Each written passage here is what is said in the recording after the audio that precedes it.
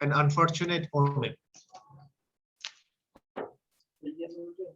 Can you recognize this imaging modality? What is it?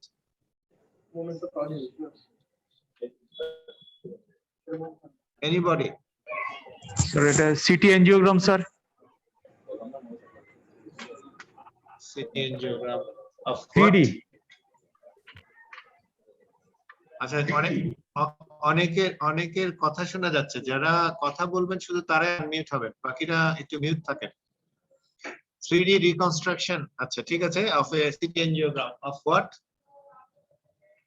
Pulmonary artery.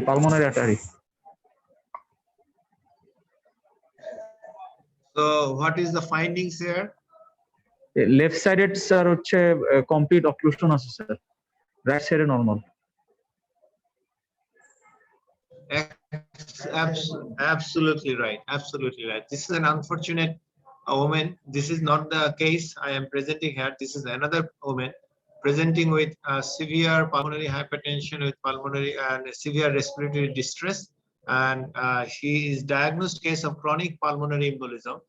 On the top of it, there is a massive pulmonary embolism, and the second the patient died. So this is a pulmonary 3D reconstruction of CT pulmonary angiogram.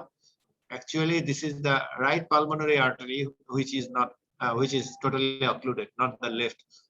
It is the right pulmonary artery totally occluded. So our patient,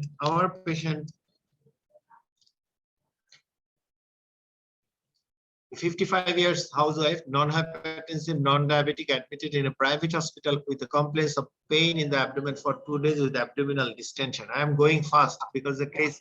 And what is the diagnosis of this patient? This X-ray. Sir, এটা তো large gut obstruction মনে হচ্ছে sir. Volvulus, large gut obstruction, volvulus. Yes, it's fine. It is typical volvulus. So extra bowel loop is hugely dilated, intervening in a position of bowel loops. And this is the X-ray of the ECG of this patient. Sinus tachycardia, nothing abnormalities. Abdomen, the ultrasonography report showing abdomen full of gas, part of scan is obscure, features suggestive of acute intestinal obstruction. The operation indication is sigmoid volvulus, and the general anesthesia and the so this is the diagnosis and operative. On the second post-operative day, suddenly there developed severe respiratory distress and left-sided chest pain. The SpO2 low, SpO2 is getting low, and the patient was immediately ventilated. Then the patient was shifted intensive care unit. During this period, the different investigation was done. This is the X-ray chest and of that particular patient. Oh, sorry, I am not in. Okay. The echo done on the emergency basis. There is a mild global hypokinesia, ejection fraction 35%, moderate LV systolic function, and the diagnosis was, this was the troponin I. The troponin I was high, 3.5, creatinine was normal. And the echo was that, so it was diagnosed as a case of non-ST elevated myocardial infarction with cardiogenic shock with operated volvulus. Is there anything wrong here?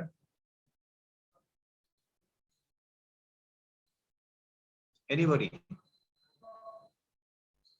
Is there diagnosis anything wrong? Sir, echo একটু দেখাবেন sir, echo রিপোর্টটা তার আগের স্লাইডে। Echo to mild global hypokinesia. Echo to আসলে that was in another private hospital, Max Hospital, probably in Kafrula, I think. So that was the report only we get. There is a mild global hypokinesia, and ECG there is no definite change. That was the ECG of that patient. Oh, sorry, there's the ECG of our. That was the ECG. Previous ECG. Where is the previous ECG?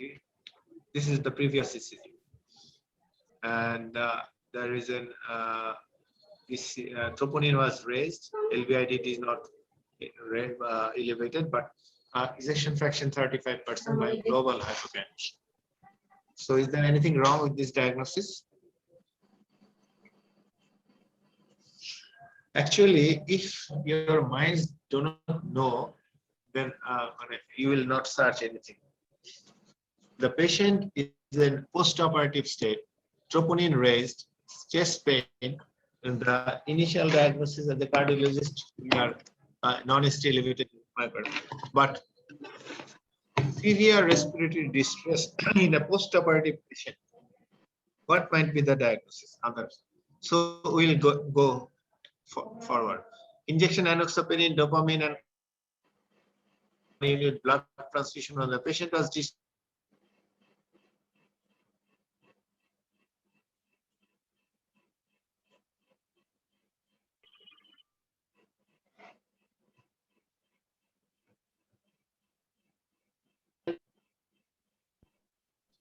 my can you hear me? My internet connection is not good so far, I think. Am I audible? Yes, sir. Yes, sir. But sometimes there is disturbance in internet.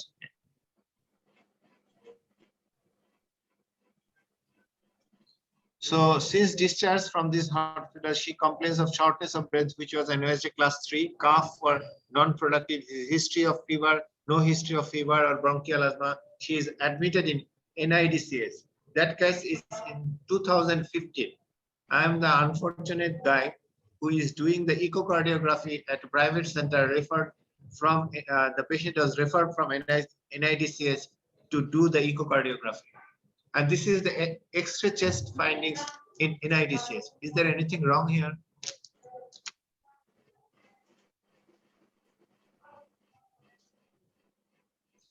So there is some opacities on the left lung field, non-homogeneous opacities in the left lung field.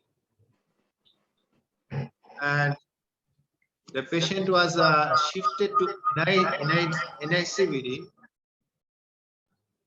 Hello. The patient was shifted to the NICVD on the basis of echocardiographic report. On general examination of the patient, she was anxious looking. In NICVD, blood pressure is 70/30, respiratory rate 24 breaths per minute, JVP raised, was pedal edema. And there is a P2 component of second heart sound was loud. Respiratory movement restricted on the left side, trachea is centrally positioned, breath sound diminished on the lower and middle part of the left side of the chest, crackles present in the same region.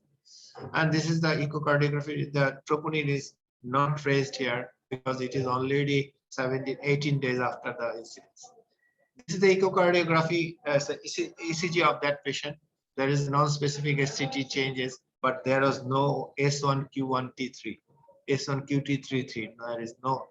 The S1, there is no in S1, and in lead 3, there is no Q. Q is there, but T is not inverted. So there is no typical feature. And this is the echocardiography due to which the patient was shifted to NICVD. The LV function was not bad. It is LV. There is no LV systolic dysfunction at least. And this is the magic. Look at that. In the right atrium, there is a thrombus-like lesion, and the RA-RV is dilated. There is a jerky septal movement, which indicate that the RV pressure is high.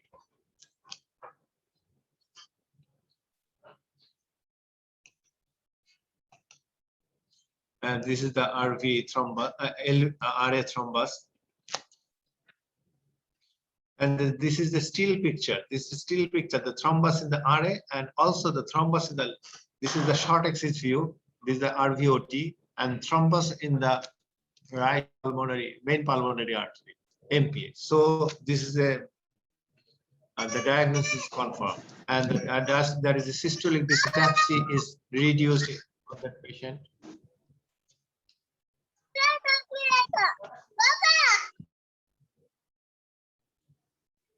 আপনারা একটু যদি mute করেন এটা ভালো হয় আর কি. There is tricuspid regurgitation and the pulmonary artery systolic pressure 40 plus minus 5 or 10, 45. The PSP is estimated 45. So it is less than 60. We'll go 60-60 rule of pulmonary embolism. And this is the And here is the thrombus, and there is the right pulmonary artery flow. We also check the IVC. There is no thrombus in the IVC, and it is not yet dilated. This is the CT pulmonary angiogram. So the right pulmonary artery is fine. The left pulmonary artery here it is cut off, almost total cut off of the left pulmonary artery. So this is the left pulmonary vein which we visualize here. The left pulmonary artery is totally occluded, and here is the right left pulmonary artery is totally occluded. This is the main pulmonary artery. Right pulmonary artery is fine, and there is an infarcted lung. The lung on the left side is totally infarcted, and the patient is fortunate enough that she survived. And this is the left pulmonary artery totally occluded, and the right pulmonary artery is fine. So this is the infarcted lung on the left side. Right side, there is also some opacities. This is the infarcted lung.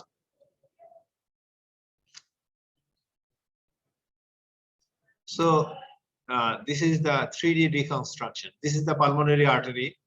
The right pulmonary artery, this is the left pulmonary artery from the back.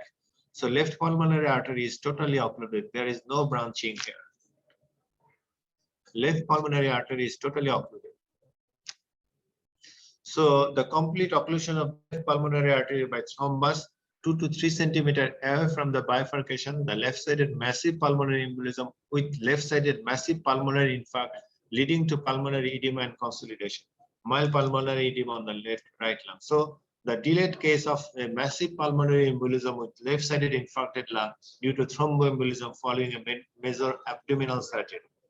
So can anybody answer why there is a troponin is raised? Is there a concomitant non-stimulated myocardial infarction? Anybody?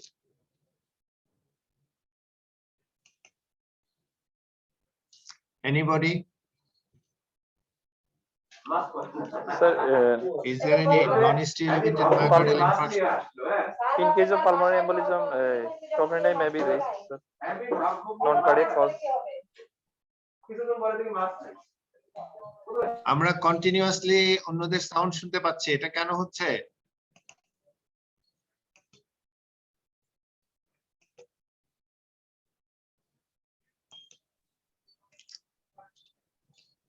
আমার নতুন স্ক্রিনটা দেখতে পাচ্ছেন? জি sir, দেখা যাচ্ছে। Yes sir, দেখা যাচ্ছে sir. আপনারা কাইন্ডলি একটু মাঝে মাঝে খেয়াল করবেন কাদের আনমিউট আছে, অন্য সাউন্ড শুনলে আসলে ভালো দেখে। So this is that was an unfortunate female patient that was developed a massive pulmonary embolism, erroneously diagnosed as a right pulmonary non-stimulated myocardial infarction. The echo on that setting, the echo features, echo pictures were so bad. I think the echocardiographer is not able to diagnose any LV dysfunction. There was no LV dysfunction there. Because on the few days after there is LV function is good. So I think it was erroneously diagnosed as a case. The echocardiographer is also biased by the troponin I report. For that reason, he gave such report.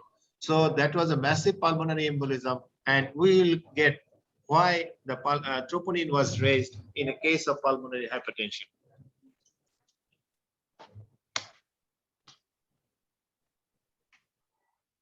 So the definition of pulmonary embolism,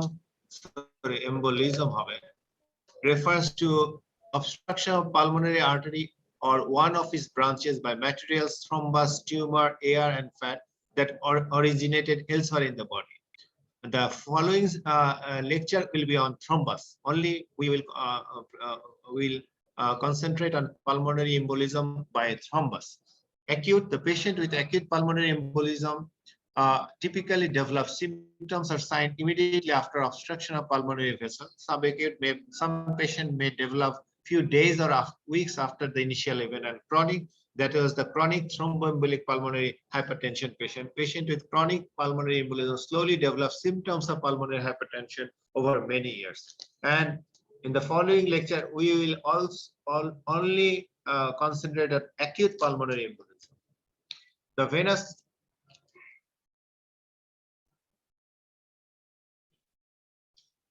thromboembolism.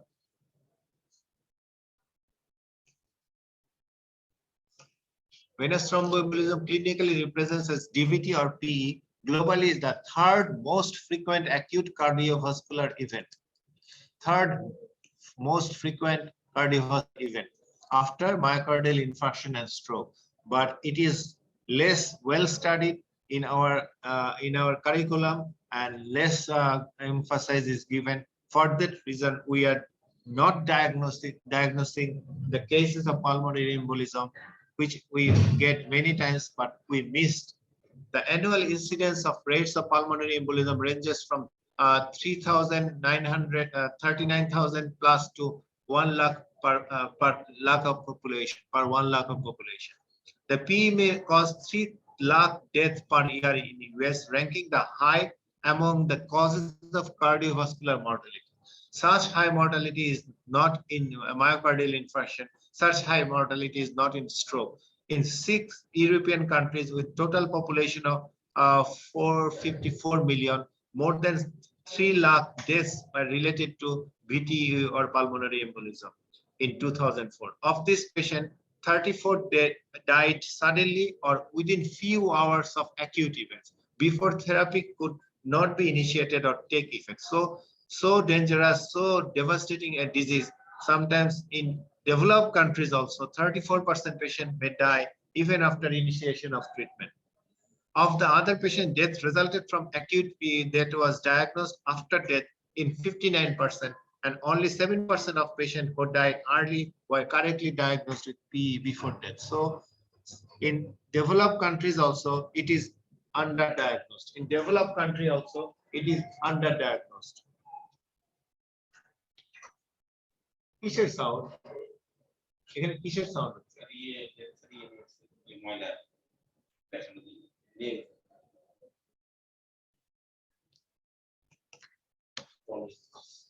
The symptoms of acute pulmonary embolism. The pulmonary widespread variety of presenting feature ranging from no symptom to shock or sudden death. One systematic review of 5,233 patients who had deep vein thrombosis, 1/3 had asymptomatic pulmonary embolism. 5,000 deep vein thrombosis পেশেন্টের দেখা গেছে asymptomatic pulmonary embolism হচ্ছে 1/3, এবং এই 5,000 পেশেন্টের দেখা গেছে যাদের pulmonary embolism হয়েছে, dyspnea at rest or on exertion is 73% patient, pleuritic chest pain, cough, orthopnea, cough of thigh or pain or swelling in the thigh, wheezing, hemoptysis, and syncope may present with syncope in less than 10% cases. Tachypnea, cough, this is the sign tachypnea, 54%, cough, swelling, tenderness, tachycardia, rails, crackles, decreased breath sound, accentuated pulmonary component of the second heart sound, jugular venous pressure distension in 14%, fever, mimicking, pneumonia may be present also, and sudden cardiac arrest or circulatory collapse may present in 8% patient. Among such patient, either dyspnea or tachypnea is present in 91%. So 8% patient may present with sudden cardiac arrest or circulatory collapse. Massive PE may be accompanied by acute right ventricular failure manifested by increased jugular venous pressure or a right-sided third heart sound, a parasternal leaf cyanosis, obstructive shock. So right heart failure features may be present, massive PE. A transition from tachycardia to bradycardia or from a narrow complex to a broad complex tachycardia is an ominous sign of right ventricular strain and impending shock. Pulmonary embolism should be suspected anytime there is a hypotension accompanied by raised JVP that is not over otherwise explained by acute MI, tension pneumothorax, pericardial tamponade, or a new arrhythmia. So we will be very clinically very cautious and watchful in this group of population. The pathogenesis of pulmonary embolism, that is like that which underlies generation of thrombus, that is the varicose striae, the venous stasis, endothelial injury, and hypercoagulable state. The risk factor of P, like those of venous thromboembolism in general. So the risk factor of pulmonary embolism and deep vein and the risk factor of deep vein thrombosis all are same. This is the key factor contributing the hemodynamic collapse and death in acute pulmonary embolism. Increased RV afterload, RV dilatation, tricuspid insufficiency, RV wall tension, neurohormonal activation, myocardial infarction.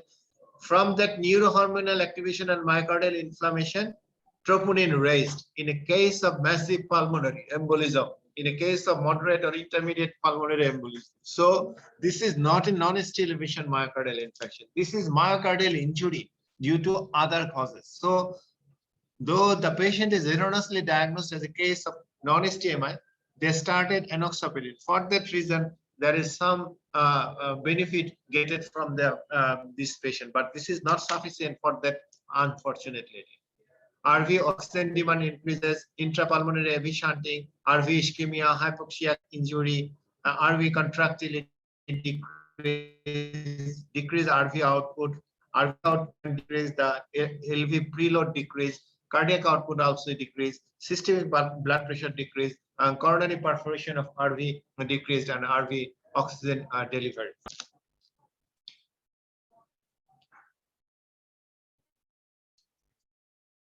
একটা minute আমি Wadul sir একটা phone করেছি sir আসসালামু আলাইকুম sir sir lecture নিচ্ছে sir lecture নিয়ে এই আধা ঘন্টা স্যার ইমার্জেন্সি কিছু স্যার আচ্ছা জি জি sir G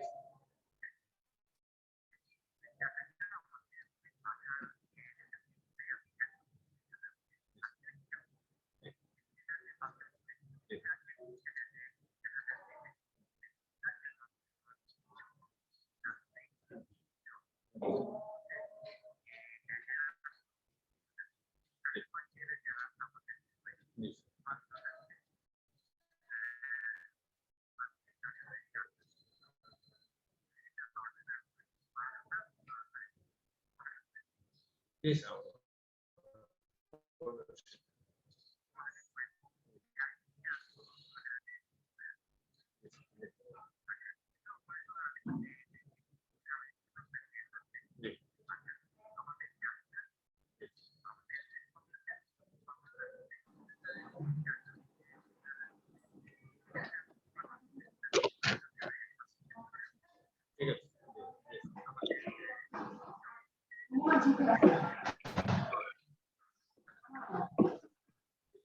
Thank you, sir. ভালো আছে না স্যার না স্যার ভালো আছে না স্যার খুবই কষ্ট করছেন আপনি অনেক কষ্ট করছেন জি sir thank you sir sorry আমি so what are the risk factor? There is a strong risk factor: fracture of lower limb, previous venous thromboembolism, spinal cord injury, hospitalization for heart failure or atrial fibrillation or flutter, hip or knee replacement, major trauma, myocardial infarction within 3 months. These are the major risk factor for venous thromboembolism, and also the risk factor for pulmonary embolism. Moderate risk factor: arthroscopic knee surgery, autoimmune disease, blood transfusion, central venous line, intravenous catheter and leads, chemotherapy, congestive heart failure and respiratory failure, erythropoiesis stimulating factor, hormone replacement therapy, oral contraceptive pill, postpartum period, infection, cancer, paralytic stroke, and superficial vein thrombosis and thrombophilia. There are some weak risk factor also, which includes the bed rest more than 3, diabetes, arterial hypertension, and so on. Pregnancy, varicose vein. These are also the weak risk factor. So what are the investigation? Complete blood count. There may be leukocytosis, raised ESR, elevated LDH and SGPT, serum creatinine and EGFR helps to determine the safety and administration of contrast angiography. Arterial blood, hypoxemia, respiratory alkalosis, BNP and NT-proBNP, limited diagnostic value but useful as prognostic value for risk stratification. We'll go for that. Serum troponin useful prognostically but not diagnostically, elevated in 30 to 50% cases of moderate to large pulmonary embolism and are associated with clinical deterioration and death after PE. D-dimer, it is very important. An elevated D-dimer alone is insufficient to make the diagnosis of pulmonary embolism, but a normal D-dimer can be used to rule out the pulmonary embolism in patient with low or intermediate probability of pulmonary embolism. So the negative predictive value of D-dimer is high in a patient with low or intermediate probability of pulmonary embolism. If the D-dimer is normal, the pulmonary embolism is excluded. So negative predictive value is very high. Can you mention another test, another biochemical test in cardiology field where the negative predictive value is more than 99%? What is that? Anybody? Troponin I, sir. Cardiac marker, cardiac No, biomarker. negative predictive value. আপনি acute MI আসছেন 6 ঘন্টার মধ্যে আপনি করলেন সেটা negative আসলো সেটা কি excluded MI excluded negative predictive No. ভালো যেটা নরমাল আসলে এক্সক্লুড আপনি এমআই এক্সক্লুড করে দিতে পারবেন তাহলে না, এনিবডি এলস কেউ এসে আবার চলে গেছে কিছুক্ষণ আগে 25 জন দেখলাম এখন আমি দেখছি 22 জন তার মানে আমার লেকচারটা খুব একটা অ্যাট্রাকটিভ হচ্ছে না এটাই আমি বুঝতে পারছি anti-pro-BNP, pro-BNP or anti-pro-BNP. The negative predictive value is very high in a patient with shortness of breath in the emergency department. If the patient has normal BNP or anti-pro-BNP, the heart failure is excluded in 99% surety. So the negative predictive value is anti-pro-BNP and BNP is 99%. So for exclusion of heart failure,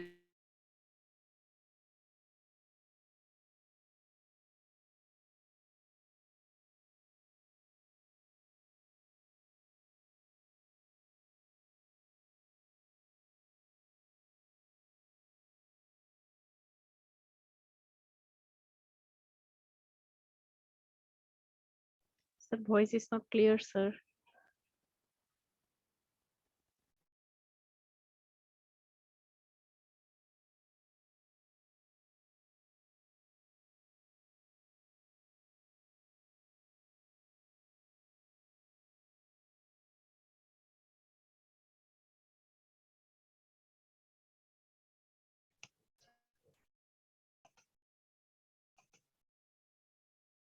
এখন কি দেখা যাচ্ছে Yes, জি sir. Sir. দেখা যাচ্ছে, sir. লিস্টটা আমি তাহলে এনআইসিবি তে নিতাম না আমার বাসা থেকে নিতাম কেন যে আসলাম এখানে তো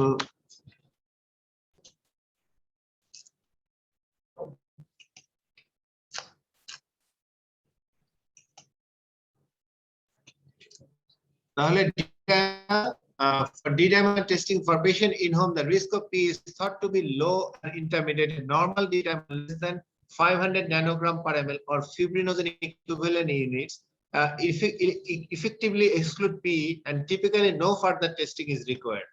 For patient in whom the risk of P is thought to be high, a normal D-dimer is not helpful for exclude diagnosis and does not need to be performed. High probability থাকলে D-dimer না করে পরের স্টেপে চলে যেতে হবে আমরা এগুলা সব দেখবো আস্তে আস্তে So D-dimer assay is high sensitive but specificity is low. D-dimer results are often falsely positive and the proportion of false positive results increases with certain clinical condition and any acute or inflammatory process. So what are the conditions that may raise the D-dimer? Arterial myocardial infarction, stroke, acute limb ischemia, intracranial thrombus, venous deep vein thrombosis, pulmonary embolism, disseminated intravascular coagulation, inflammatory COVID-19, other severe infections, sepsis, liver disease, kidney disease, and vascular disorder, malformation, sickle cell vaso-occlusive disease, malignancy, multiple including vascular abnormalities, cancer procoagulant, and microvascular thrombosis can increase the D-dimer. Malignancy, in thrombolytic therapy, fibrin breakdown, we can raise the D-dimer. Pregnancy, normal pregnancy and pre-eclampsia and eclampsia, physiological changes in microvascular thrombus and fibrin deposition, all may produce during pregnancy the elevated D-dimer.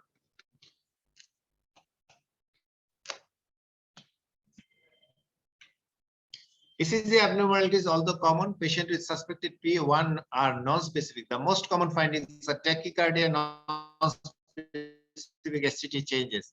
The historical consideration to be suggestive of PE, historically S1Q33 pattern, right ventricular strain, new incomplete bundle branch block. These are the historical considerations suggestive of PE, but only in 10% cases, only in 10% cases, less than 10% cases.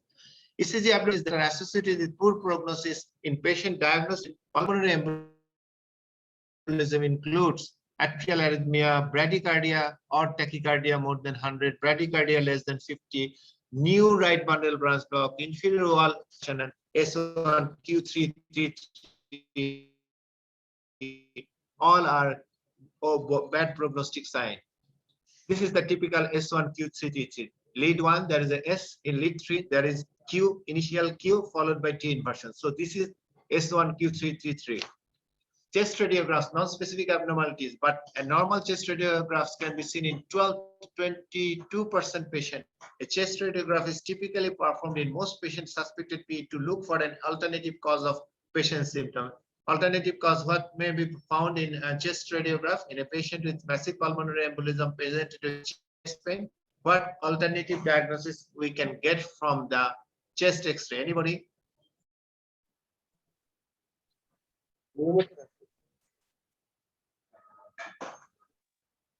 What alternative diagnosis we can get from the chest X-ray in a patient with massive chest pain, severe chest pain?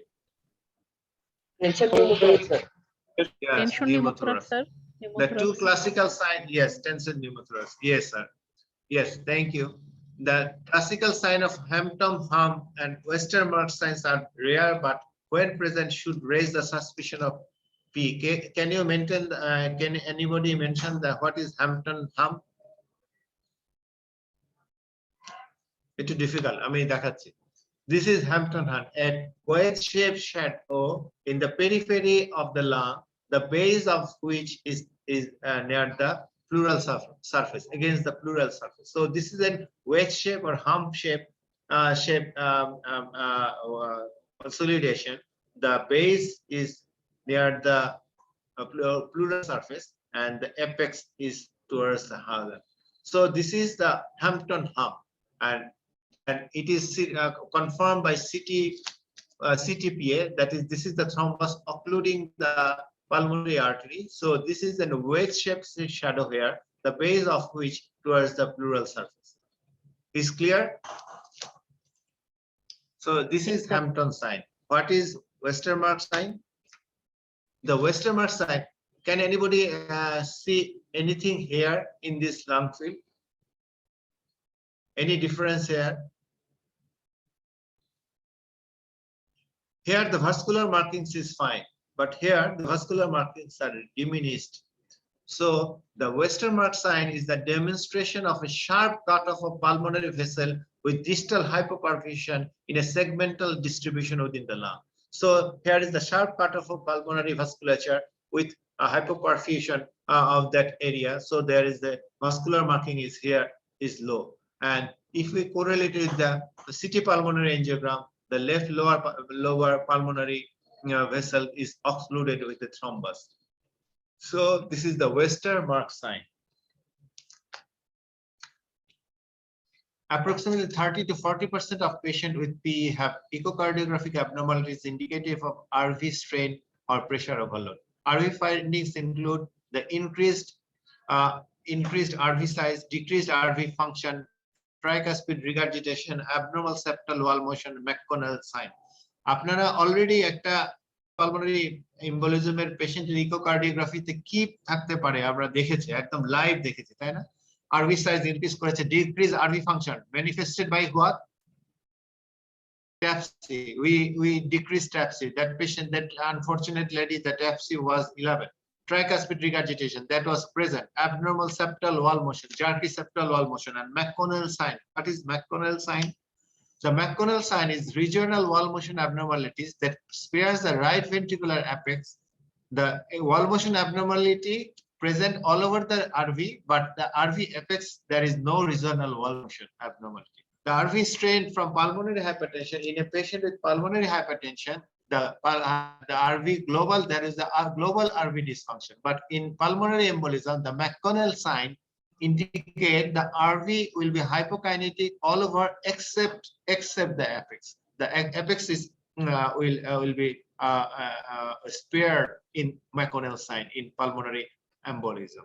In general, RV strain is insensitive and non-specific, with meta-analysis reporting a sensitivity of 53% and specificity of only 61%. So RV features may be present in other conditions, but in the setting of suspicion of an RV pulmonary embolism, it may help. It may help even in decision making of a therapeutic decision making. We'll go through later. The additional echocardiographic findings suggestive of PE that is uncommon but more worrisome for pulmonary embolism, the RV or LA thrombus, pulmonary artery thrombus. So we get the RV or LA thrombus, we get the RA thrombus and pulmonary artery thrombus in that particular patient. The demonstration of any clot or new RV strain in hemodynamically unstable patient suspected with pulmonary embolism may helpful if a rapid and presumptive diagnosis is required to justify emergency use of thrombolytic therapy. At a patient আপনার আইসিইউতে আছে, হঠাৎ করে তার saturation কমে গেল, intubation হয়ে গেল, আপনি ধারণা করছেন যে পেশেন্টটা আপনার পালমোনারি এম্বোলিজম, আপনি এখন তাকে সিটি পালমোনারি এনজিওগ্রাম করতে যাবেন, সেটার জন্য যে পেশেন্ট ট্রান্সফারের জন্য একটা যে ধরনের সাপোর্ট দরকার সেটা কি অ্যাভেলেবল? সেটা বেশিরভাগ আইসিইউতেই অ্যাভেলেবল না, কারণ একটা পোর্টেবল ভেন্টিলেটর দিয়ে তাকে নিয়ে যেতে হবে। আপনি তো তাকে আম্বুব্যাগ চেপে নিয়ে সিটি স্ক্যান করাতে পারবেন না। ফলে পোর্টেবল ভেন্টিলেটরে অক্সিজেন ডিমান্ড সর্বোচ্চ 70% অক্সিজেন 60 থেকে 70% দিতে পারে। ফলে পোর্টেবল দিয়ে আপনি যে তাকে শিফট করবেন সেটাও পসিবল হচ্ছে না। তাহলে আপনি কি করবেন? তাহলে আপনি এইরকম সিচুয়েশনে যেখানে কিছু করা যাচ্ছে না, সেখানে একটা ইকোকার্ডিওগ্রাফিতে যদি আরভি স্ট্রেন পেতে থাকেন, মানে আরভি ডাইলেটেড, আরভি ট্যাপসি কম, তার পিআর আছে, এরকম যদি পেতে থাকেন, ইকোকার্ডিওগ্রাফিক সাইন গুলো যদি পেতে থাকেন, তাহলে আপনি ধরে নেবেন যে এটা ম্যাসিভ পালমোনারি এম্বোলিজম এবং তাকে থ্রোম্বোলাইটিক, এই ইকোর উপরে ডিপেন্ড করে আপনি থ্রোম্বোলাইটিক দিয়ে দেবেন। এটা কিন্তু খুবই ইম্পর্টেন্ট, আমরা পরে এটা ম্যানেজমেন্টে দেখব। These are the RV sign: enlarged right ventricle in parasternal long axis view, dilated RV in the parasternal apical fold chamber view. If RV is equal or more than the LV, it is dilated. If the basal diameter is more than 42, it is dilated. RA is also dilated. The septal D-shaped septum is an indicator of RV dilatation. The flattening of interventricular septum arrows parasternal short axis view. This is the, and the IVC is also dilated. The 60-60 sign. What is 60-60 sign?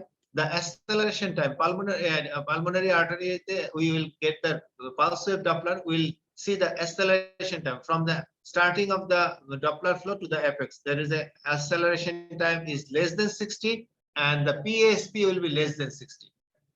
Both are less than 60. The pulmonary artery, the PASP, tricuspid velocity, pressure gradient, tricuspid regurgitation pressure gradient should be less than 60. So this 60 and 60 means the 60-60 sign, and this 60-60 sign it may be present in our patient. We not measure the pulmonary acceleration time, but we measure the tricuspid regurgitation velocity, which was 40 only. So it is less than 60. The probably 60-60 sign was also present. And the from right heart mobile thrombus detected in right heart cavities. We get the thrombus in the RA, also in the pulmonary artery. Decreased tricuspid annular plane systole, TAPC will be decreased in our patient. It was 12, and the tissue Doppler imaging on the tricuspid decreased systolic peak. The systolic peak should be less than 10, should be less than 9.5 centimeter per second. These are all the signs of pulmonary hypertension, RV pressure overload, and these may help in the diagnosis of pulmonary hypertension in an emergency setting. So we have no facility in our NICPD for immediate CT pulmonary angiograph, but we have the echocardiographic machine.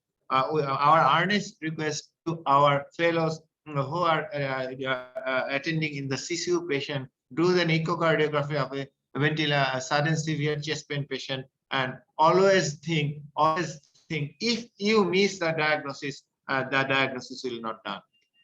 CTPA, this is the recent new gold standard. The old gold standard is the pulmonary angiogram, catheter-directed pulmonary angiogram, but computed tomography pulmonary angiogram, CTPA is the patient is suspected PA, CTPA is the with contrast is the first choice because it is sensitive, specific for diagnosis of pulmonary embolism. The alternate diagnosis may be discovered using these modalities. We'll see what alternate diagnosis we can discover. Most studies report that the CTPA has more than 90% sensitivity and specificity. Especially the sensitivity is more than 96% in moderate to high clinical probability group. The POPED-2 study reported that the sensitivity and specificity of multi-detector CTPA was 83%, 90% when the combined with high suspicion, and 96% specificity using catheter-based pulmonary angiography as a reference standard. So pulmonary angiography is the reference standard করা হয় সেক্ষেত্রেও CTPA diagnosis এটা কেন এত জনপ্রিয়? And this is the typical CTPA. This is the right pulmonary, left pulmonary artery. Sorry, this is the right pulmonary artery which is occluded.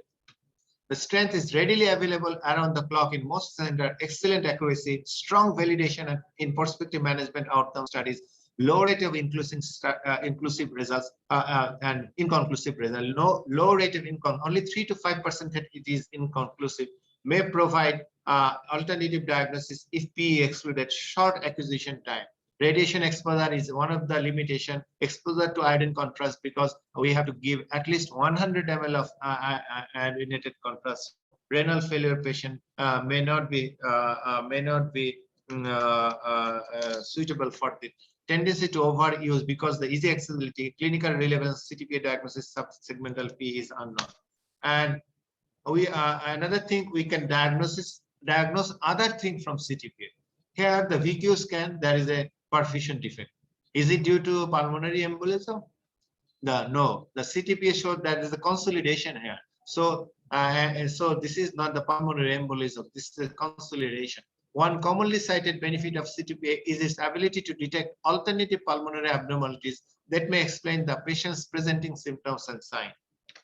The ventilation perfusion scan not available in our country. VQ scanning is mostly reserved for patient in whom the CTPA is contraindicated or inconclusive and when other testing is needed. The catheter-based pulmonary angiography, that is the pulmonary angiography in which the contrast is injected under fluoroscopy via catheter introduced with the right heart, was the historical gold standard for diagnosis of PA, but not nowadays. It is not used routinely. With widespread emergence of CTPA, with procedure, this procedure is infrequently used and reserved for rare circumstances for patient with high clinical probability of pulmonary embolism, in whom CTPA or VQ scanning is non-diagnostic, or in whom the diagnosis determine an important clinical decision for intervention. Sometimes catheter-directed therapy we given for pulmonary embolism. তাহলে কখন আমরা pulmonary angiography করব? যদি আমাদের ইনকনক্লুসিভ হয় সিটিপিএ, এবং আমরা যদি প্ল্যান করি যে পেশেন্টকে আমরা থ্রোম্বোসিস থ্রোম্বোলাইটিক থেরাপি দেব, ক্যাথেটার বেসড অথবা অ্যাসপিরেশন সাকশন থ্রোম্বোসিস, এগুলো আমরা পরে ট্রিটমেন্টে বলবো, সেরকম ডিসিশন হলে পালমোনারি এনজিওগ্রাফি করি আমরা। This is the pulmonary angiography. In here is the filling defect of thrombus. These are the thrombus. Lower extremity ultrasound with Doppler, a new diagnostic of DVT in setting of symptom consistent with pulmonary embolism, is highly suggestive, although not definitive diagnostic, highly suggestive of PE. It is not generally used as initial test. It is reserved for patients suspected of having PE, but in whom definitive imaging, CTPA VQ scanning is contraindicated or cannot be done, not feasible CTPA in that setting, or intermediate or could not be done. For that, in that setting, like echocardiography in a massive pulmonary collapse patient, when we get the echocardiographic findings, we can also decide that it is pulmonary embolism. In that setting, if we also get there is a deep vein thrombosis by Doppler ultrasonography, that will also confirm us. And for in that patient, we can start thrombolytic therapy without any confirmatory by CTPA. In lower extremity dialysis positive patient can be treated usually in anticoagulation, but in the massive setting, in the emergency setting, when it is found, we can also use thrombolytics. Diagnostic approach of hemodynamically stable patient with suspected P who are hemodynamically stable, clinical suspicion and pre-test probability assessment, D-dimer testing, definitive diagnosis. So these are the only three: clinical and pre-test probability, D-dimer testing, and definitive. Definitive diagnostic, CTPA, VQ scan, and catheter. So only the CTPA. So clinical diagnosis, pre-test probability, D-dimer, CTPA. Only the three tools are sufficient for diagnosis. For patient whom are hemodynamically unstable, in whom definitive imaging is unsafe, bedside echocardiography or venous compression ultrasound. So একটা stable পেশেন্টকে আমরা D-dimer করব, আমরা CTPA করব, clinical pretest probability করব high, low আর intermediate. But একটা clinically unstable patient, তার ক্ষেত্রে যদি আমাদের ক্ষেত্রে অবশ্যই তো করা উচিত যে CTPA, কিন্তু সেই পেশেন্টকে CTPA তে ট্রান্সফার করা যাচ্ছে না বা অ্যাভেলেবল না। Bedside echocardiography and venous compression ultrasound, these are the sufficient for diagnosis. The Wells criteria and modified Wells criteria for clinical assessment of pulmonary embolism. There are only 7 criteria: clinical symptoms of DVT, 3; other diagnosis less likely than pulmonary embolism, 3; heart rate more than 100, immobilization more than 3, previous DVT or pulmonary embolism, hemoptysis or malignancy. The probability are classified as traditional clinical probability assessment. The Wells criteria: high, moderate, and low. If score is more than 6, moderate 2 to 6, and less than 2, low. Simplified criteria: P likely and P unlikely, 4 and less than 4. So these are the evaluation of non-pregnant adult with low probability of pulmonary embolism. Low probability, we can assess clinical assessment rule out criteria. Clinically assess করতে পারি, অথবা সরাসরি আমরা D-dimer যেতে পারি। Clinically কি কি criteria থাকলে আমরা রুল আউট করতে পারি: age less than 5, heart rate less than 100 beats, hemoglobin saturation more than 95, no hemoptysis, no estrogen use, no prior DVT or pulmonary embolism, unilateral no swelling, leg swelling, surgical no surgery or trauma. যদি এটা করা যায় তো ভালো, আর না হলে যদি আমরা না করতে পারি clinically rule out, then measure the D-dimer less than 500, pulmonary embolism excluded; more than 500, then we will go to the CT pulmonary angiogram. CT pulmonary angiogram, CTPA if positive, pulmonary embolism is diagnosed, is negative, excluded, or inconclusive, then we will ventilation, perfusion imaging, and other tests. And similarly, the intermediate probability will go for directly the D-dimer. D-dimer less than 500, it is almost excluded. D-dimer more than 500, CT pulmonary angiogram, if it is positive, the diagnosis is confirmed; negative, diagnosis CTP excluded; inconclusive, ventilation, perfusion imaging. If it is yes, normal, if it is normal, no, further testing warranted. If it is abnormal, then if it is normal, yes, it is excluded. So if the CTPA is negative or inconclusive, ventilation, perfusion imaging is normal, PP also excluded, and further test is warranted. That means that the pulmonary angiography. Evaluation of a non-pregnant adult with high probability of pulmonary embolism. If the patient has high probability, remind that the patient is first categorized as stable and unstable. Stable patient is categorized as low probability, intermediate probability, and high probability. High probability, Wells score less than 6, CT pulmonary angiography directly without D-dimer testing, because these are the dangerous patient. Because these are the dangerous patient. Time is money. Time is life. We will not wait for 1 or 2 hours for D-dimer. So CT pulmonary angiography, if feasible, yes. CT pulmonary positive, diagnosed, exclude, negative, excluded, inconclusive, like that of intermediate probability. Ventilation, perfusion imaging, if it is normal, P excluded. Low or intermediate probability of VQ scan, further testing. High probability, P diagnosed. So these are the diagnostic algorithm for high probability patient. And this is the simplified. Here the low and intermediate probability is one end and high probability is on the other end. Low or intermediate probability direct D-dimer tested, negative excluded, positive CTPA positive, treatment given, CTPA negative, no treatment. And high probability patient with stable patient, high probability, CTPA direct, CTPA confirmed, treatment, no treatment or investigation further is CTPA negative. So this is the simplified. Low or intermediate probability will go for D-dimer testing. High probability will directly go towards CTPA. Hemodynamically unstable. The unstable patient are massive pulmonary embolism. Previously, it was termed as massive pulmonary embolism. Include cardiac arrest, obstructive shock, and persistent hypotension. What is cardiac arrest? Need for cardiopulmonary resuscitation. What is obstructive shock? Systolic blood pressure less than 90, or vasopressor required to achieve blood pressure more than or equal to 90 despite adequate filling, and end organ hypoperfusion. Features of shock, that is mental status, cold coming extremity, oliguria, increased serum. Systolic blood pressure less than 90 or more than 90 with inotropic support plus end organ hypoperfusion. This is obstructive shock. And what is persistent hypotension? Less than 90 or systolic blood pressure drop more than 40 millimeter, either lasting more than 15 minutes, not caused by any new onset arrhythmia, hypovolemia or sepsis. So these are the three hemodynamic unstable patient in cardiopulmonary embolism. আমি কি এখানে stop করব আজকে নাকি complete করব? আমার আরো আধা ঘন্টা লাগবে মিনিমাম। স্যার আমার একটা কোয়েরি ছিল স্যার অ্যাবাউট ইনভেস্টিগেশন। না আমি কি আজকে তাহলে শেষ করে দেব এখানে? না আমি এটাকে ডিসিশন নিই। আমার মনে হয় যে পুরো জিনিসটা একদিনে পড়লে হয়তো একটু ধরে রাখতে সুবিধা হতো। স্যার আমার মনে শেষ করে দেবেন স্যার। আপনারা বলেন তাহলে আরেকদিন শেষ করে দেন স্যার, শেষ করে দেন স্যার। ঠিক আছে।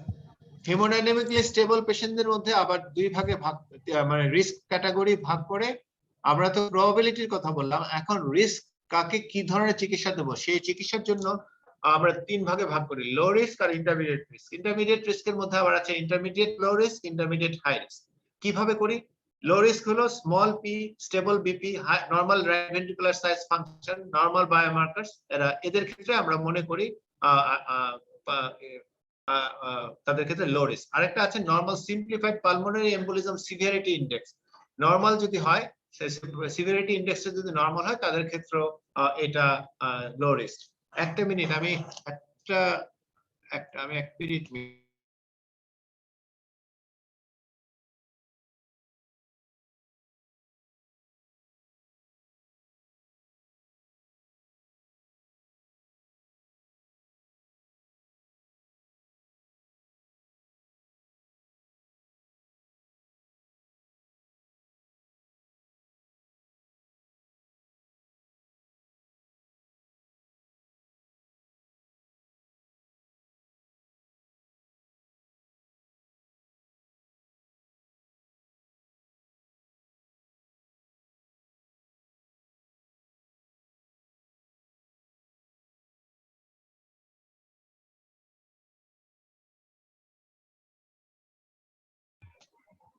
স্যার আপনার মাইক্রোফোনটা। আচ্ছা, ইন্টারমিডিয়েট রিস্ক পেশেন্টকে আবার দুই ভাগে ভাগ। ইন্টারমিডিয়েট রিস্ক,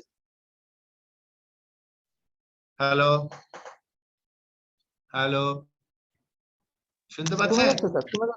জি স্যার শোনা এখন যাচ্ছে স্যার। ইন্টারমিডিয়েট রিস্ক পেশেন্ট হয় লো রিস্ক আর হাই রিস্ক। কিভাবে করে? Submassive pulmonary embolism, extensive emboli with tachycardia, right ventricular dysfunction, abnormal biomarkers. আমরা যে বলেছিলাম যে বায়োমার্কারস এর উপরে আমরা রিস্ক ক্যাটাগরি করব, যার ট্রোপোনিন বেশি, প্রোবিএনপি বেশি, তারা হলো অ্যাবনর্মাল বায়োমার্কারস, তারা কিন্তু ইন্টারমিডিয়েট রিস্কের মধ্যে আমরা ক্যাটাগরি করব। Intermediate risk, intermediate low risk কারা? অ্যাবনর্মাল রাইট ভেন্ট্রিকুলার ফাংশন, মানে ইকোতে অ্যাবনর্মাল আছে অর এলিভেটেড সেরাম ট্রোপোনিন, যে কোনো একটা যদি থাকে তাহলে ইন্টারমিডিয়েট লো রিস্ক। আর যদি অ্যাবনর্মাল রাইট ভেন্ট্রিকুলার ফাংশন আর ট্রোপোনিন বেশি থাকে, দুইটাই যদি থাকে, তাহলে intermediate high risk. Clear?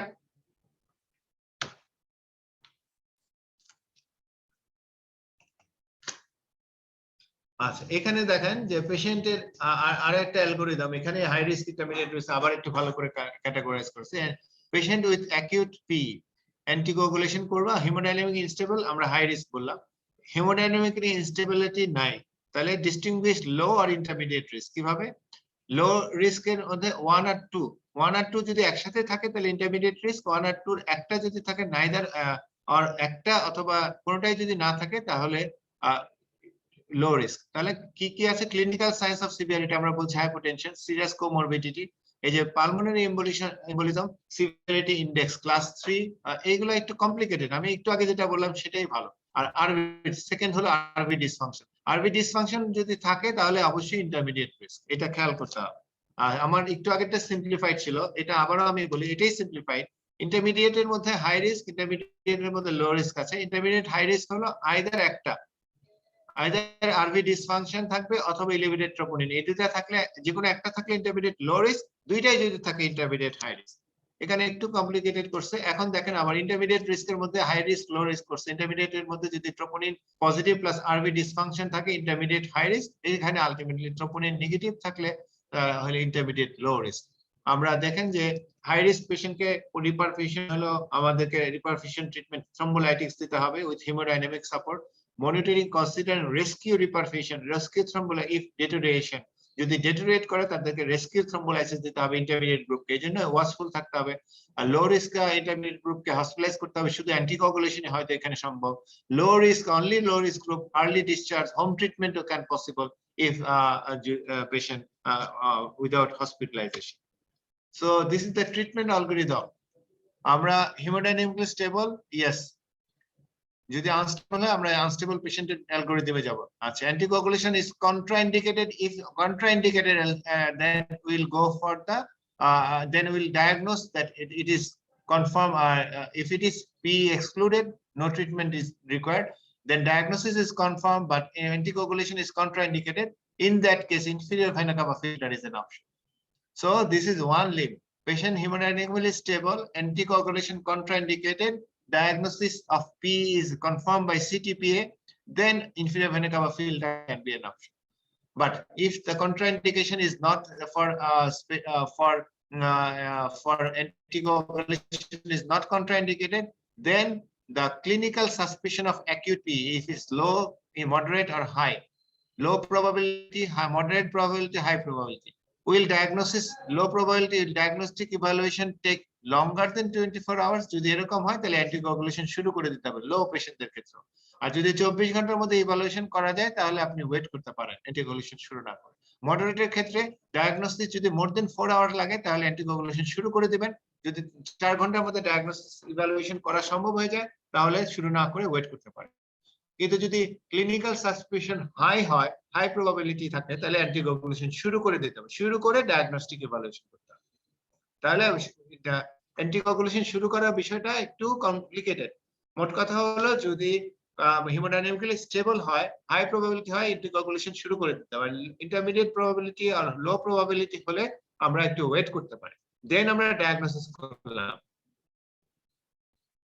Diagnosis confirm, আমরা does the clinical severity warrants consideration of thrombolytics, যদি severity unstable হয় অথবা আদার ফিচার যেগুলো ইন্ডিকেশন অফ থ্রম্বোলাইটিস বললাম, তিনটা বলছি, cardiac arrest survivor, obstructive shock আর পারসিস্টেন্ট হাইপোটেনশন, অথবা intermediate probability that patient deteriorating, in that কেসে যদি ইয়েস হয় আমরা হোল্ড করব anticoagulation, administration of thrombolytic agent, then resume anticoagulation, আমরা অ্যান্টিকোগুলেশন প্রথম স্টপ করব, তাদেরকে তারপর আবার থ্রম্বোলাইটিক দেব। আবার এইসব পেশেন্টদের ক্ষেত্রে হেপারিন শুধু ইউজ করতে বলছে থ্রম্বোলাইটিক্স হিসাবে।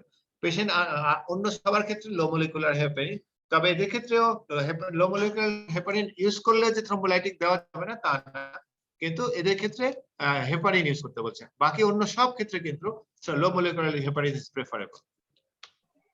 এটা হলো হেমোডাইনামিক্যালি আনস্টেবল পেশেন্ট। রিসাসিটেশন দিলাম, হেমোডাইনামিক্যালি স্টেবল হলো, তাহলে স্টেবল হয়ে, হিউম্যানলি আনস্টেবল যদি থাকে মানে পেশেন্ট স্টেবল হয়ে যায় তাহলে স্টেবলের যে ফলো আপ শীটটা আমরা একটু আগে দেখলাম সেটাতে যাবো। আর যদি স্টেবল না হয় portable perfusion scanning R ট্রান্সথোরাসিক echocardiography.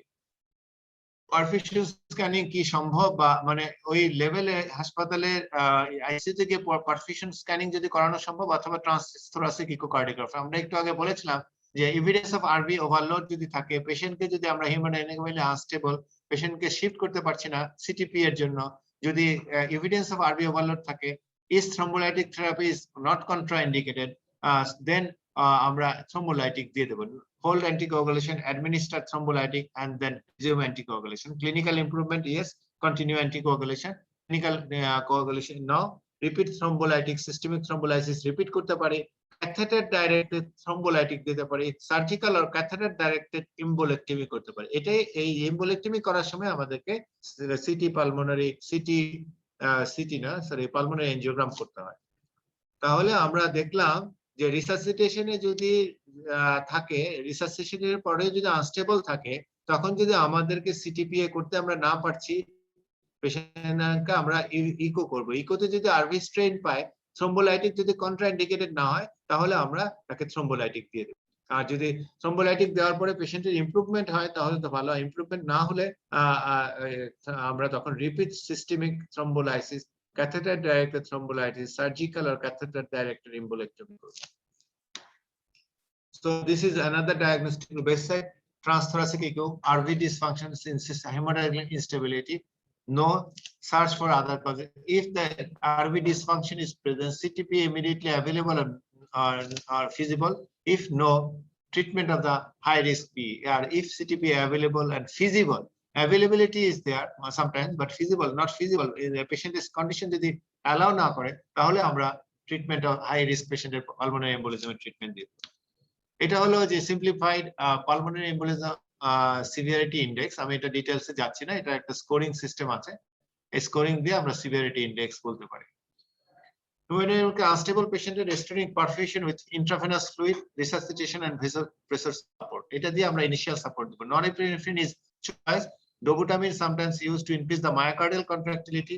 What is my systemic vasodilatation may worsen the hypertension, particularly in low dose. To mitigate this, norepinephrine and dobutamine may concomitantly used in that case. Oxygenation should be more than 90% if required in mechanical ventilation. Initial anticoagulation same as venous thromboembolism. Anticoagulant agents are low molecular heparin, fondaparinux, unfractionated heparin, non-vitamin K oral anticoagulants, or warfarin. Anyone can be start in according to the risk profile.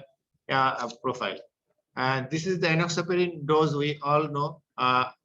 Nowadays fondaparinux in our country, so we should know the dose of fondaparinux: 5 milligram body weight less than 50, 7.5 milligram body weight, 50 to 100, 10 milligram body weight more than 100. In our country, only the 2.5 milligram fondaparinux, Fonidel, now is available, only 2.5 milligram. Recombinant, what are the thrombolytic agents? That recombinant tissue thromboplastin plasminogen activator, tissue type plasminogen activator. These are the LT-place, RT-place, and tenecteplase. RT-place is not used in that setting. Mostly use the LT-place. This is the 100 milligram LT-place, 100 milligram over 2 hours. This is the slow regime, and 0.6 milligram per kg over 15 minutes. This is the accelerated regime. And the comparison of two regime, the accelerated regime, the complication and bleeding and the success rate is more. But in streptokinase, there is slow regime and accelerated regime. There is no head-to-head trial of streptokinase slow regime and accelerated regime. We can use anyone. The 250 lakh unit loading over 30 minutes, followed by 100 lakh unit over per hour for 12 to 24 hours. Or accelerated regime, 1.5 million unit over 2 hours. In case of MI, it is over 1 hour. In case of pulmonary embolism, it is 2 hours. And we all know the absolute and relative contraindication of fibrinolysis. Urokinase is not available in our country. Tenecteplase, if LT-place is not available, but tenecteplase is available, a single IV bolus tenecteplase given over 5 seconds can be given for pulmonary embolism related cardiac arrest based upon the patient weight as follows. So tenecteplase regime is like our acute MI regime. If it is less than 60, 30, 60 to 70, 35 milligram, 70 to 80, 40 milligram, 80 to 90, 45 milligram, to more than 90, 50 milligram. So it is less well studied than LT-place, but it can be used. Acute phase treatment, it is recommended anticoagulation and unfractionated heparin, including weight adjusted bolus injection, be initiated without delay in patient with high risk of PA. So আমরা যদি মনে করি recommended that anticoagulation with unfractionated recommended acute phase treatment of high acute hemodynamically unstable patient. In that case, unfractionated heparin is systemic thrombolytic therapy is a class 1 recommendation. Surgical pulmonary embolectomy is recommended for patient with high risk patient in whom thrombolysis is contraindicated or failed. Percutaneous catheter directed treatment should be considered for patient with high risk P in whom thrombolysis is contraindicated or fail. আমরা যদি fail করে আমরা একটু দেখেছি অ্যালগরিদমে আমরা তখন catheter based directed treatment গুলো অনেকগুলো ক্যাটাগরি আছে। ক্যাথেটার দিয়ে সাকশন করতে পারি, ক্যাথেটার দিয়ে রোটা অ্যাবশন করে সাকশন করে নিতে পারি, ক্যাথেটার দিয়ে স্যালাইন জেট দিয়ে ফ্র্যাগমেন্টেশন করে সাকশন করে নিতে পারি, তারপরে পিকটেল ক্যাথেটার দিয়ে ফ্র্যাগমেন্ট করতে পারি, আর হলো অ্যাসপিরেশন ক্যাথেটার দিয়ে শুধু অ্যাসপিরেশন করতে পারি, আর হলো ক্যাথেটার দিয়ে সরাসরি আমরা থ্রম্বোলাইসিস ইন লো ডোজ দিতে পারি। Initiation of anticoagulation, low risk initiation of anticoagulation is recommended without delay in patient with high or intermediate clinical probability of P while diagnostic work up is in progress. আমরা দেখেছি যে যদি high risk হয় intermediate আমরা clinically anticoagulation শুরু করে দেব। If anticoagulation is initiated low molecular weight heparin or fondaparinux is recommended over unfractionated heparin in most of the cases. So it is except in the hemodynamically unstable patient, low molecular weight heparin is fondaparinux. According to up-to-date, low molecular weight heparin is more preferable than fondaparinux because the fondaparinux, the study is not well studied. When oral anticoagulation is started in patient with P who is eligible for NOAC, apixaban, edoxaban, rivaroxaban, NOAC is recommended in preference of PK. ওয়ারফারিনের থেকে এগুলাকে prefer করা হয়েছে। কাদের ক্ষেত্রে আমরা সরাসরি oral anticoagulation শুরু করতে পারি? যারা লো রিস্ক, একদমই লো রিস্ক, বাসায় বসে ট্রিটমেন্ট করবে তাদের ক্ষেত্রে ইনিশিয়ালি আমরা ইভেন ইন ডিভিটির ক্ষেত্রেও এবং এর ক্ষেত্রেও এপিক্সাবান এবং রিভারক্সাবান সরাসরি শুরু করতে পারি। আর dabigatran, edoxaban, according to the guideline there is no pre-treatment of need for pre-treatment of heparin, but according to the up-to-date the at least 5 days pre-treatment with heparin followed by dabigatran and endoxaban. But apixaban and rivaroxaban আমরা শুরুতেই শুরু করতে পারি without heparin pre-treatment. When patient is treated with VKA, overlapping with parenteral anticoagulation is recommended until the INR is 2.5. NOACs are not recommended in patient with severe renal impairment during pregnancy or lactation or in patient with antiphospholipid antibody. And these are the recommendation, but nowadays in the recent trial, even up to 15 eGFR 15, we can use the apixaban, and if it is less than 30, rivaroxaban can be used with reduced dose. Rescue thrombolytics is recommended in patient with hemodynamically deterioration of anticoagulation. মানে আমরা intermediate high risk low risk যেগুলো আছে সেগুলো যদি ডেটোরিয়েশন হয় তাদেরকে আমরা rescue therapy দিতে পারি। Regimen low molecular heparin over outpatient anticoagulation যাদেরকে আমরা দিতে পারি। Low molecular weight heparin overlap with warfarin, এটা একটা ট্রিটমেন্ট হতে পারে। Pre treatment with low molecular heparin for 5 days followed by administration of either dabigatran or edoxaban, এটা একটা হতে পারে। Anticoagulation with either rivaroxaban and apixaban monotherapy, no need for heparin pre-treatment.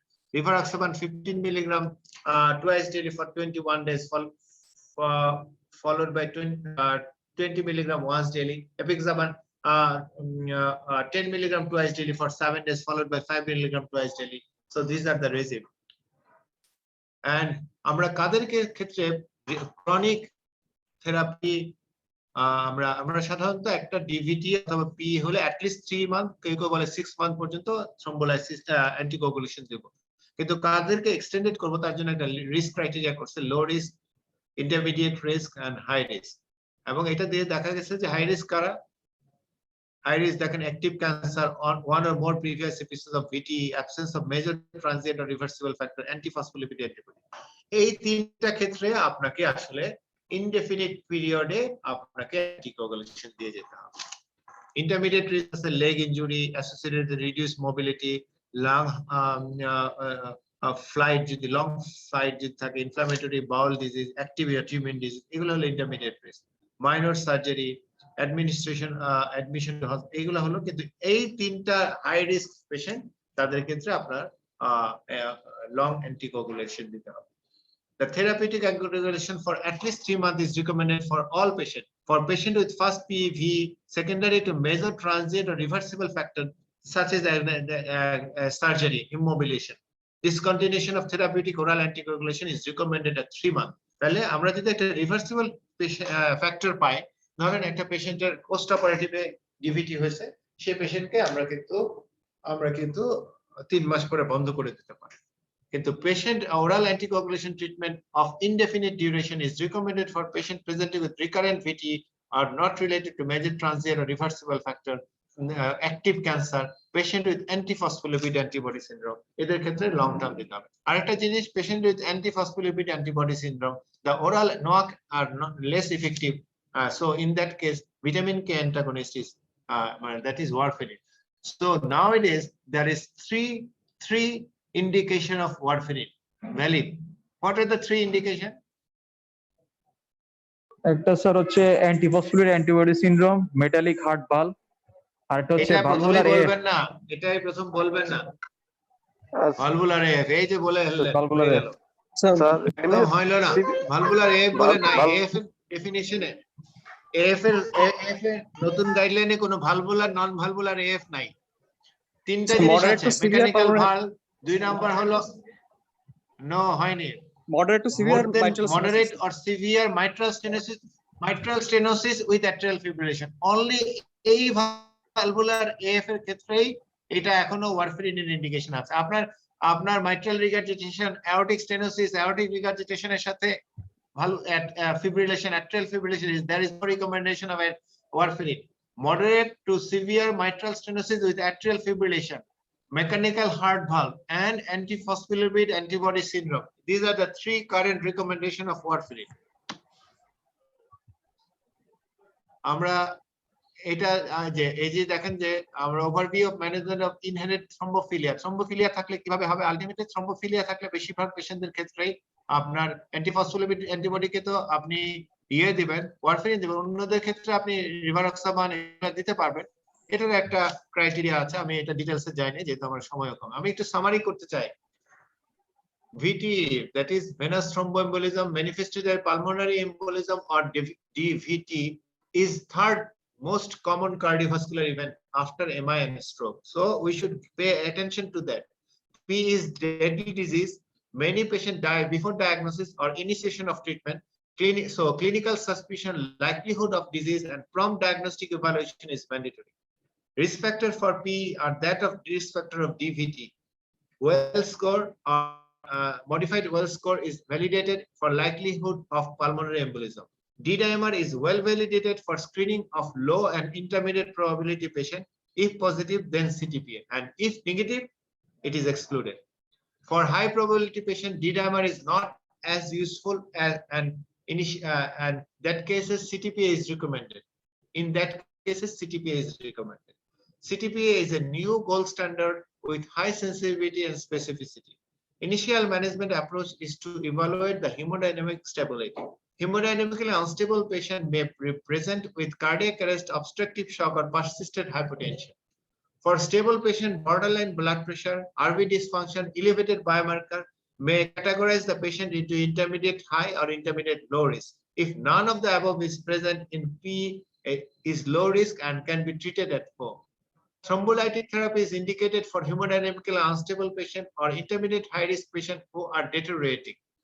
Anticoagulation is the mainstay of in others. Low molecular weight heparin is better than in unfractionated heparin, but unfractionated heparin is preferred in hemodynamically unstable patient where thrombolytics is planned and patient with eGFR less than 30. Fondaparinux can be alternative of low molecular heparin but less well studied. NOAC can be started from the very beginning without overlap of heparin, rivaroxaban, and apixaban in low risk patients. At least 3-month anticoagulation should be continued in all patients.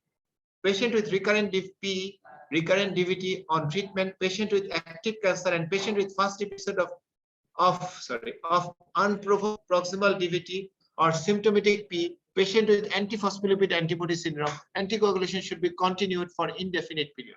NOAC is less effective in antiphospholipid antibody syndrome. Warfarin should be used in that case. Thank you very much. Thank you for your patience sharing.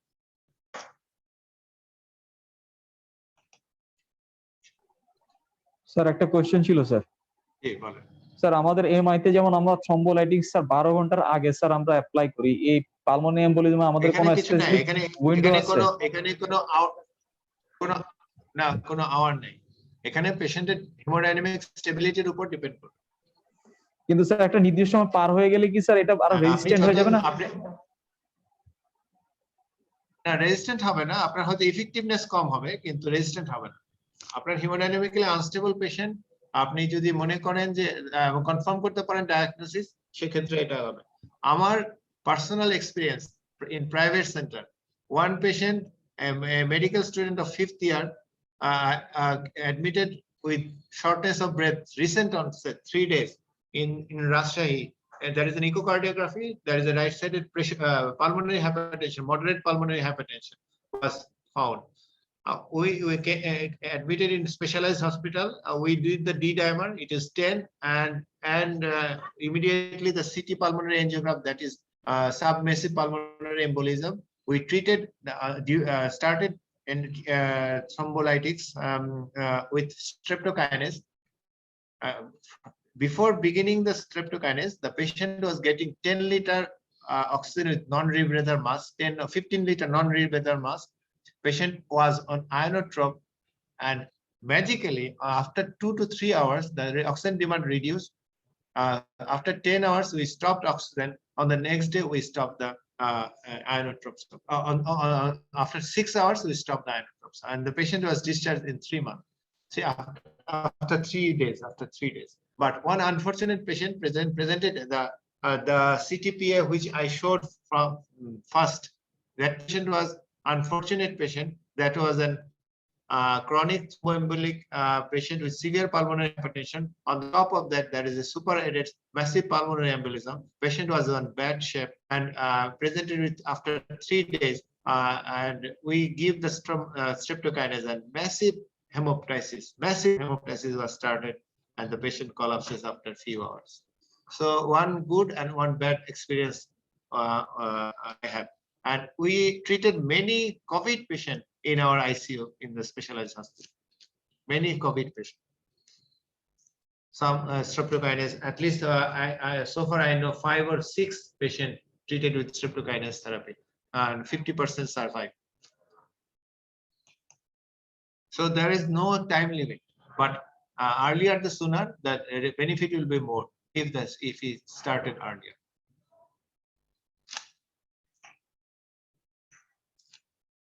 Anything else?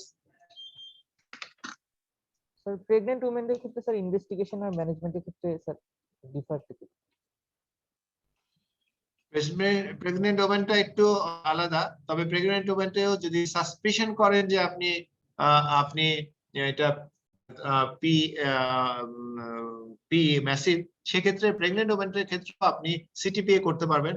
Low radiation dose schedule আছে একটা, সেটা দিয়ে কিন্তু সিটিপিএ করতে পারবেন, সেক্ষেত্রে contraindication না।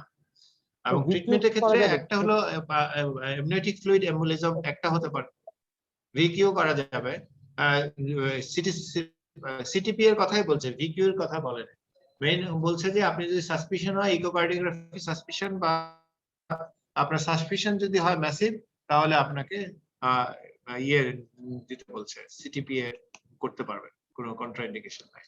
Sir পেশেন্টরা যদি হেমোডাইনামিক্যালি আনস্টেবল থাকে, তাহলে স্যার সেক্ষেত্রে এই যে আইনোট্রোপের কি স্যার মানে কোনো কন্ট্রাইন্ডিকেশন আছে in case of pulmonary embolism? Sir inotrope কেন? আমরা তো আইনোট্রোপ সাপোর্ট বললাম, নরএড্রিনালিন ফার্স্ট চয়েস, সাথে ডোবুটামিন যোগ করা যেতে পারে, যেহেতু ডোবুটামিন কন্ট্রাক্টিলিটি বাড়ায়, সেক্ষেত্রে অবশ্যই যোগাযোগ, কোনো কন্ট্রাইন্ডিকেশন নাই।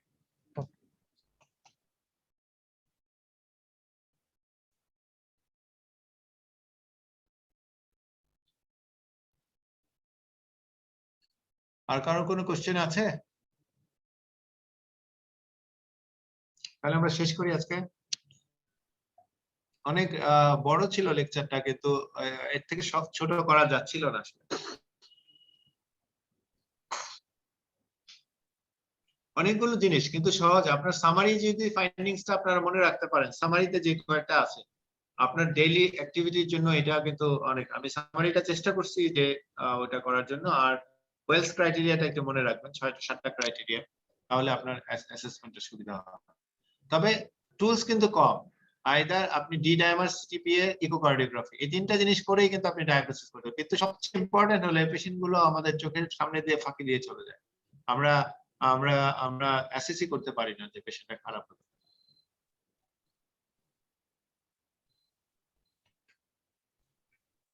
ঠিক আছে, থ্যাংক ইউ ভেরি মাচ।